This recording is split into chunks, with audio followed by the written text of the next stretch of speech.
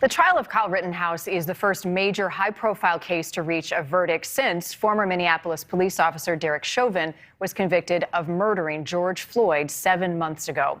Similar to that trial, all 12 jurors were kept out of the camera's view inside the courtroom. The group also shuttled to and from the courthouse in secrecy day after day. But their lives didn't just change while they served on the jury.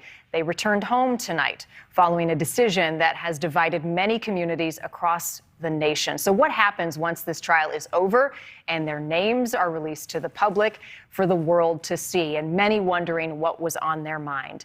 Brandon Mitchell served as a juror on the Derek Chauvin trial, and he is joining us once again tonight. Brandon, we appreciate you coming back to talk to us.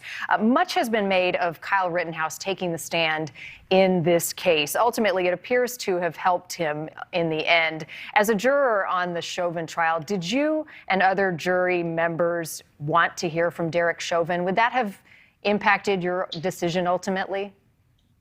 I think in the Derek Chauvin trial, the difference is I think we would have liked to have heard from him, but I don't know if it would have changed anything just because the evidence was so strong against him.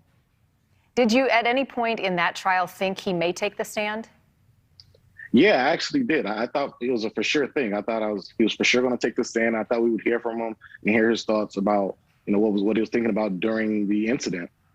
But he never did. The defense attorney for Kyle Rittenhouse said that he could see how tense this jury was last night. They left a little bit early, around 4 o'clock.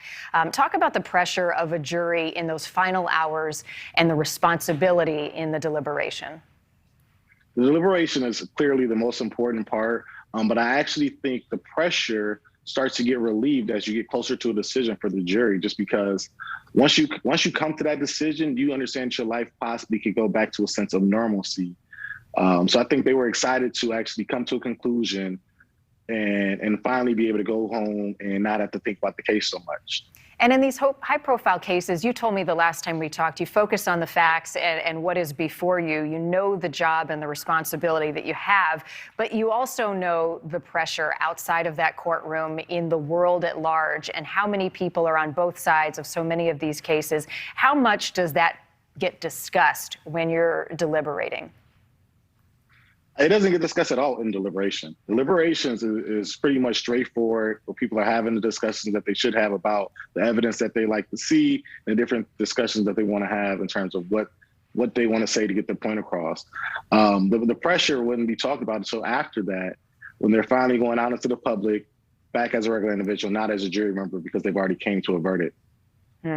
Really interesting. After the Chauvin trial, how soon were you approached by the media, members of the public, interested and curious in the process and wanting to talk to you? Fortunately for me, my name wasn't public right away, so I had time to kind of decompress. The people in my family that did know, my immediate family, they gave me time to decompress because they understood that it was a lot on my shoulders during that time. And I'm assuming, same with this jury, I'm assuming their close friends and family will give them some time to decompress because it is a lot that they've been harboring. Ultimately, it is your decision to talk. What went into your decision to share your experience in the end?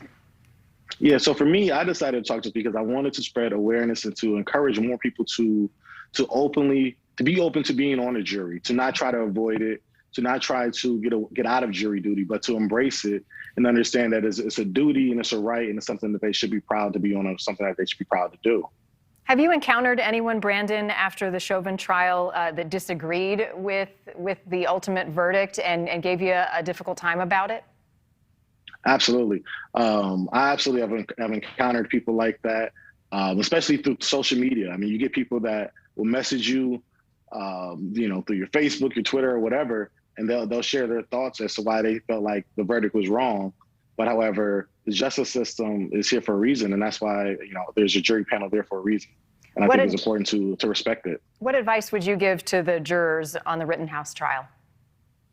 I would give them the advice to take time to themselves, to really embrace that time with their families, and to really just decompress however they do and however they please. So to take that time to not look at any media, any social media, or anything like that for a few days, and just simply take time to themselves and their family. It's a big, important job. You never know when your name is going to be called, and you will be part of that civic duty and process. Brandon Mitchell, once again, we appreciate you coming back and talking to us. Thank you. Absolutely. Thank you. Thanks for watching. Click the red subscribe button below so you can get more of NewsNation's fact-driven, unbiased coverage.